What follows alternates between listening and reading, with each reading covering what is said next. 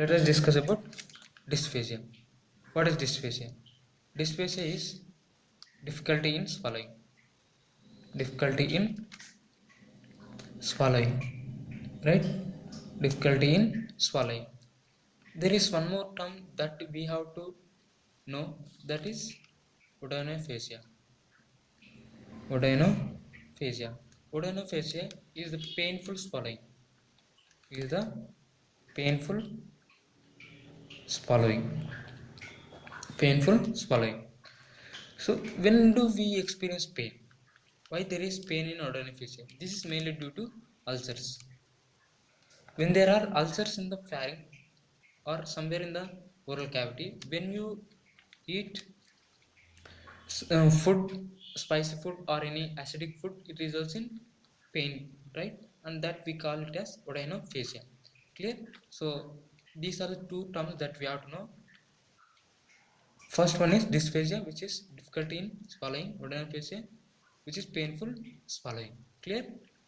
Now, why there is dysphagia? Why there is difficulty in swallowing?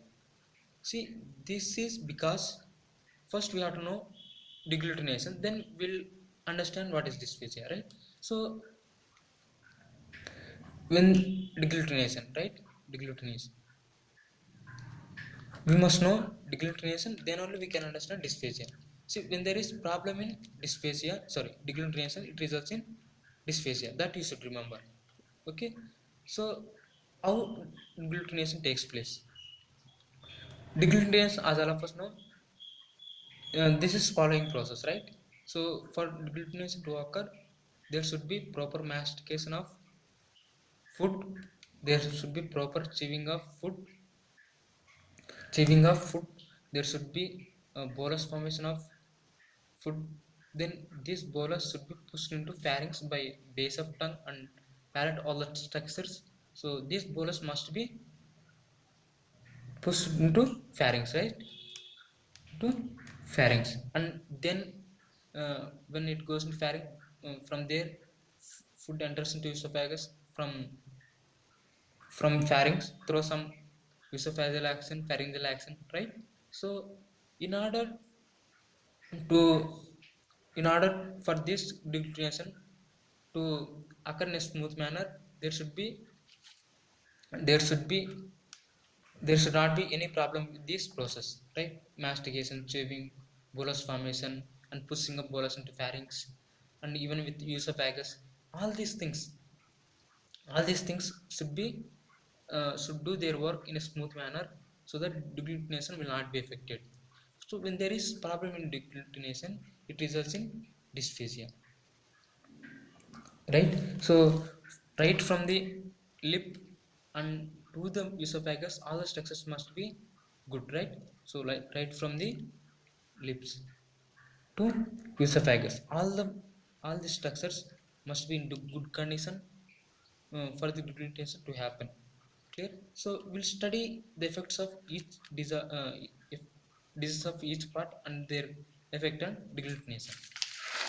First we will see the disease of temporomandibular joint.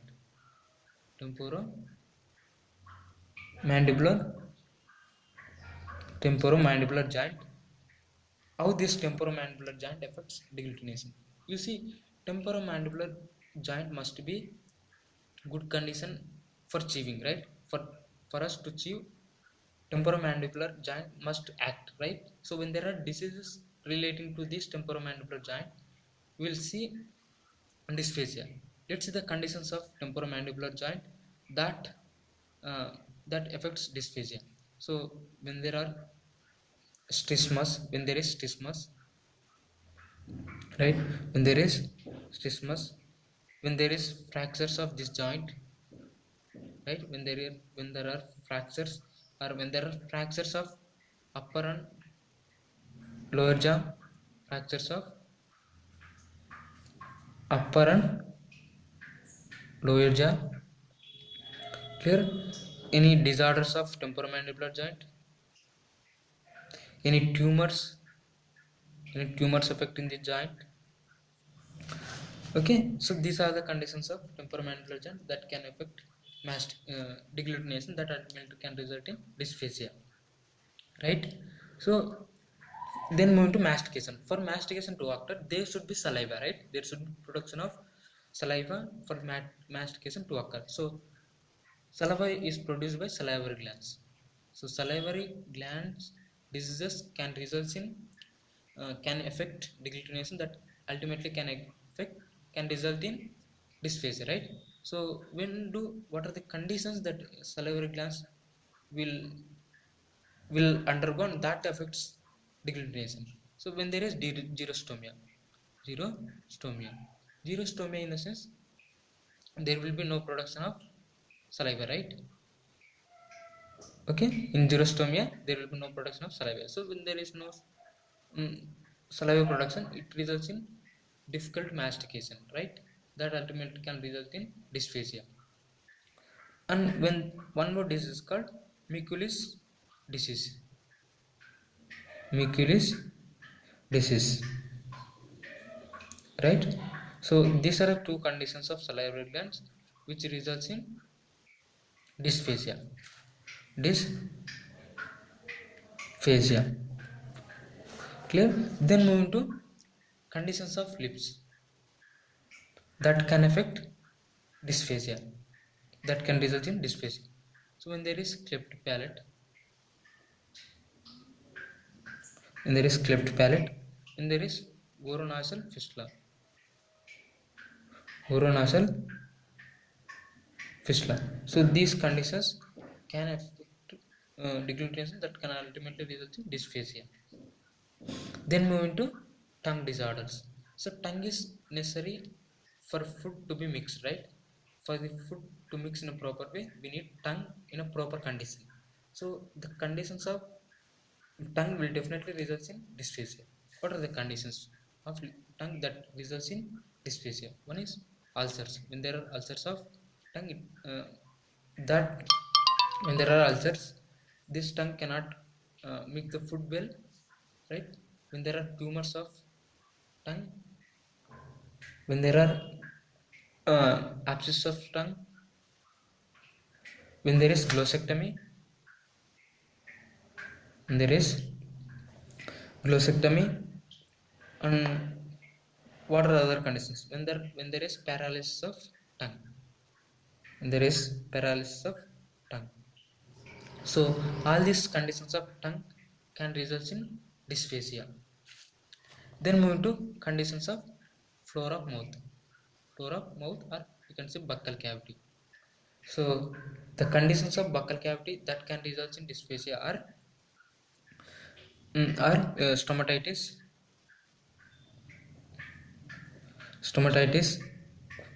or when there are ulcers of base of floor of buccal cavity, or when there is Ludwig's angina. Ludwig's angina.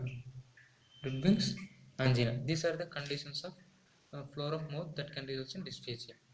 Then move to conditions of tonsil that can result in dysphagia. You see, when there are disorders of tonsil, these can result in obstruction, right? When there are conditions relating to tonsil, it can result in obstruction. When there is obstruction, it results in dysphagia. Clear? Dysphagia. What could be the cause of what could be the disease of tonsil that results in dysphagia? Let's see. When there are peritonsillar abscesses,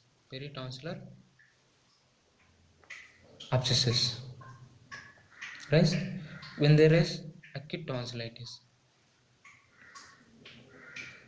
acute tonsillitis. When there is when there are tumors of tonsils, all these conditions of tonsil will result in obstruction that ultimately can result in dysphagia. Clear? Then move to conditions of base of tongue.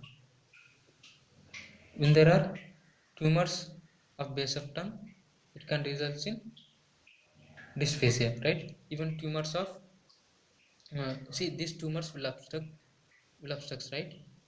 Let's see the conditions where we get obstruction.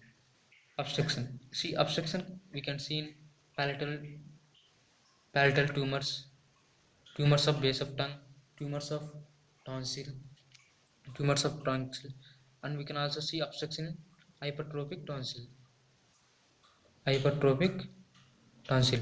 We can also see obstruction of pharyngeal carcinomas, pharyngeal tumors.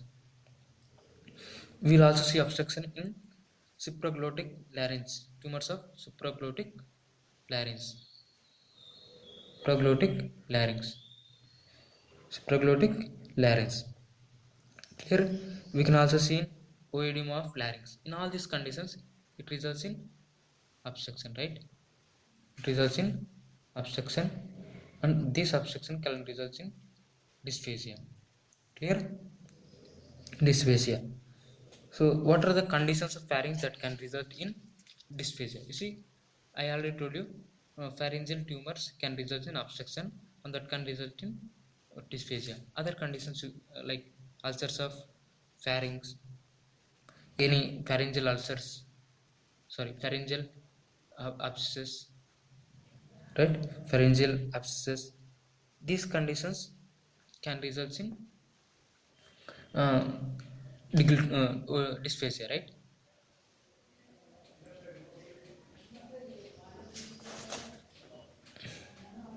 Clear? These are the conditions of pharynx which can result in uh, dysphagia. You see, there are some paralytic conditions which can result in dysphagia, because for deglutition uh, to occur in a proper way, there should be proper action of all the muscles in the pharynx, even tongue. All these muscles should work in a proper way for the deglutition to happen in a right way. If there is problem with these uh, muscles, or when there is paralysis of these muscles, it results in dysphagia, right? Let's see. The paralytic conditions include paralysis of soft palate. Clear? Soft palate. So when do you see paralysis of soft palate? This is seen when there is bulbar palsy. Bulbar palsy. When there is diphtheria. When there is diphtheria. When there is cerebrovascular accident. So these conditions will result in paralysis of soft palate. When there is paralysis of soft palate, this results in regurgitation into nose. Regurgitation into nose. Clear? So when there is paralysis of soft palate, it results in regurgitation into nose. Clear? So, and some more paralytic conditions that can result in aspiration, that you should know.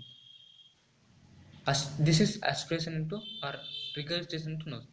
Then there are conditions which result in aspiration into respiratory tract, right? These are uh, paralysis of larynx, right? When there are lesions of vagus, when there is bilateral superior laryngeal nerve paralysis, superior laryngeal nerve paralysis. So in all these conditions, it results in aspiration. Clear? So these are the some pharyngeal causes that results in dysphagia. Let's see the esophageal causes. Esophageal causes.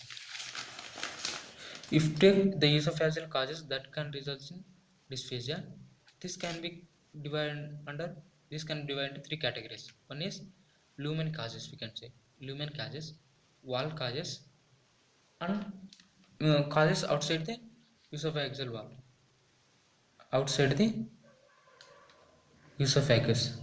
If you take lumen causes, what are the conditions that results in dysphagia? Lumen causes when there is obstruction of lumen. This results in dysphagia, right? What are the conditions that can cause obstruction? This can be due to any foreign body. This can be due to any foreign body. Clear? This can be due to any stricture formation. This can be due to any benign or malignant conditions. Benign or malignant conditions, right? So when there is obstruction of lumen of esophagus, it results in dysphagia, right? So the conditions which results in obstruction of lumen include foreign bodies, stricture formation, and benign and malignant conditions. Clear? Then the wall conditions, right? So these wall conditions can be divided into two categories. One is hypermotility conditions, hypermotility condition, right?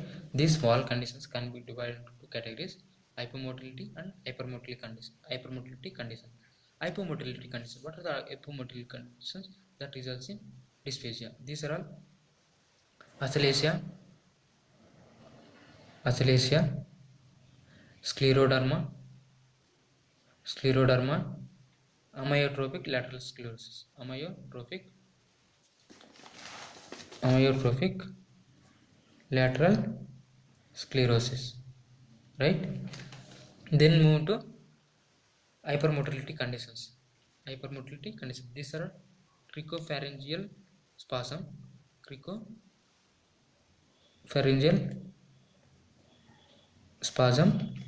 and diffuse esophageal spasm.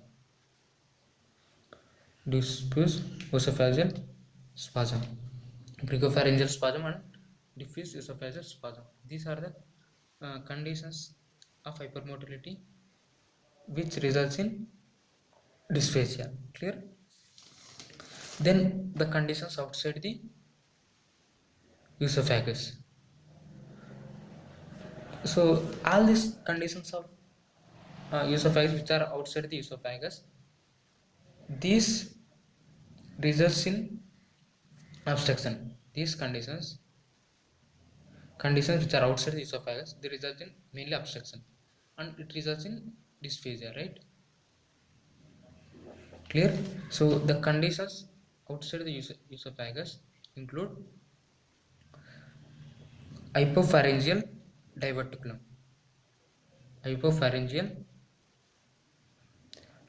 guys, then hiatus hernia,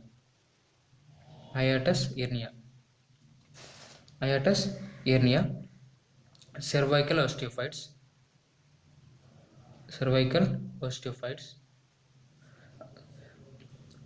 what is this? Hypomotility. These are all conditions which are outside the esophagus and results in dysphagia, right? So the first condition that we discuss here is hypopharyngeal diverticulum, hiatus hernia, cervical osteophytes, and the fourth one is thyroid disorders, right? When there is thyroid enlargement, this results in obstruction that ultimately results in dysphagia. When there are mediastinal lesions, like lymph node enlargement, aortic aneurysm, cardiac enlargement, right? Aortic aneurysms,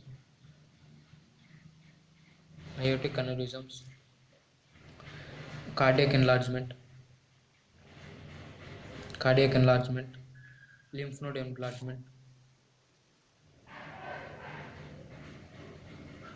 enlargement, all these things can result in obstruction of esophagus that ultimately results in dysphagia, right? Then vascular rings like dysphagia lusoria,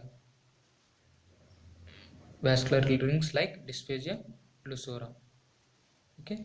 This condition also results in obstruction and that results in dysphagia. Clear? These are all the etiological conditions that results in dysphagia. Clear? Let's see how will you investigate. Investigation.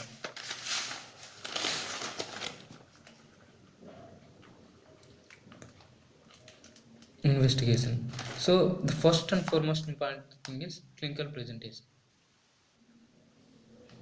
okay?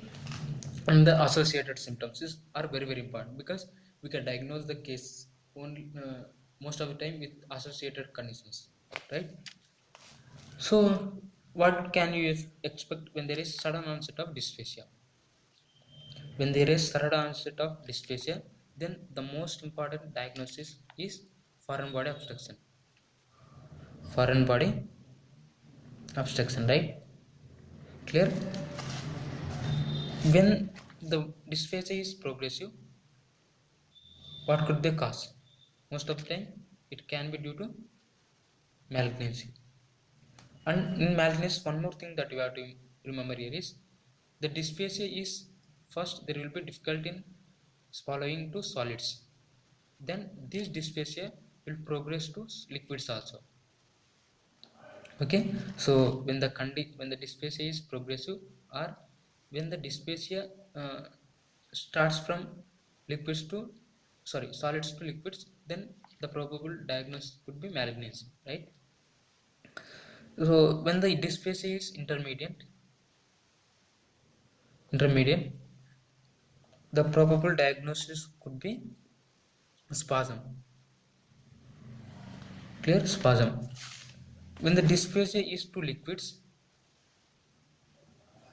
the probable diagnosis could be due to the probable diagnosis is paralysis, right? When there is paralytic conditions, these paralytic conditions will cause dysphagia to liquids. Clear? When there is intolerance to acids or fruit juices, intolerance to acids or fruit juices, as well as fruit juices will also fruit juices contains acids, right? So when there is intolerance to acids, what could be the reason? There could be some ulcers which are causing dysphagia, right? So these ulcers will result in intolerance to acids or fruit juices. Clear? Next associated symptoms are when there is regurgitation and heartburn. When there is regurgitation and heartburn, the probable diagnosis could be hiatus hernia. Hiatus hernia. In hiatus hernia, there will be regurgitation and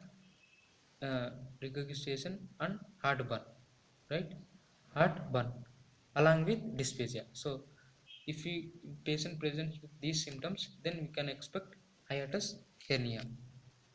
When there is regurgitation of undigested food while lying down, regurgitation when lying down, then the cause could be hypopharyngeal diverticulum. Hypopharyngeal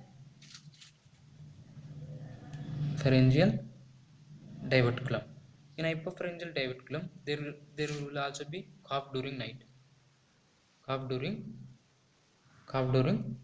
So when there is cough at night and when there is regurgitation, then the probable diagnosis could be hypopharyngeal diverticulum. When there is aspiration into lungs,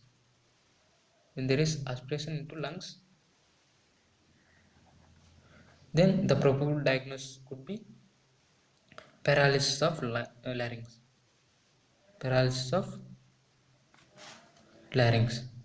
Clear? Paralysis of larynx. So we have to examine when the patient present to you. You should examine from mouth to esophagus, right? All the systems must be examined. What will you examine? We'll examine oral cavity. We'll examine oropharynx. We'll examine larynx. We'll examine hypopharynx. And we have to examine neck, chest, nervous system. So even we have to examine cranial nerves also. So all these things must be examined to reach a diagnosis, right? And we should also do blood investigations. You should also do blood investigations. You should also do blood investigations, right? You should also do chest X-ray, right? Chest X-ray. So what we can find is on chest X-ray we will see mediastinal masses or pulmonary causes or cardiovascular causes. So all these things can be diagnosed by chest X-ray. We should also take one lateral view also, lateral view of chest X-ray, because when you do lateral view we will see the lesions uh, of post-cricoid. We will see the lesions of post-cricoid, right? We will see lesions of post-cricoid, and we also see the lesions in retropharyngeal space, retropharyngeal space. Okay, we will also diagnose cervical osteophytes, right? All these things can be diagnosed by lateral view. Clear? And we will also do barium swallow,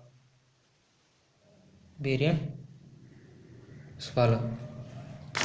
Okay, we'll also do manometric and pH studies, manometric and pH studies, right? Manometric means we'll we'll measure the pressure, right? We'll also measure pH in the esophagus, oropharynx, right? So that we can diagnose ulcers or something like that. Clear? And we'll also do esophagoscopy, esophagoscopy, esophagoscopy. We'll also do other investigations like bronchoscopy, cardiac catheterization,